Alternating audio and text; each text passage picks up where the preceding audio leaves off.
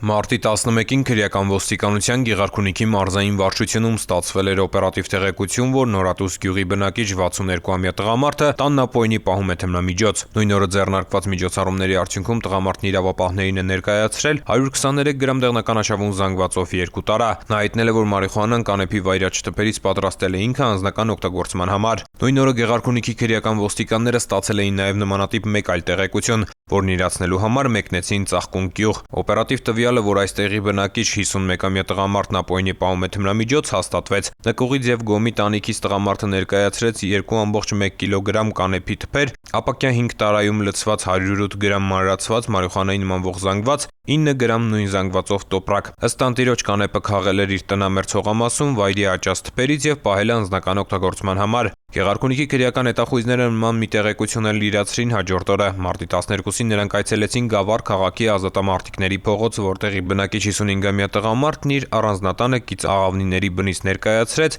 տոպրակ ու տարա, լցված ընդհանուր 91 գրամ կանեփանման 4 զանգվածով։ Նա նույնպես հայտնեց, որ կանեփն ինքն է քաղել վայրաճ թփերից եւ պահել անձնական օգտագործման համար։ 3 դեպքով էլ նախաձեռնվել է քրեական վարույթ, թմրամոլության դեմ միջոցառումները շարունակվում են։ Ծանուցում ենթադրյալ հանցանքի մեջ կասկածվողը կամ մեղադրվողը համարվում է անմեղ, քանի դեռ նրա մեղավորությունը ապացուցված չէ Հայաստանի Հանրապետության քրեական դատավարության օրենսգրքով սահմանված կարգով, դատարանի օրինական ուժի մեջ մտած դատավճռով։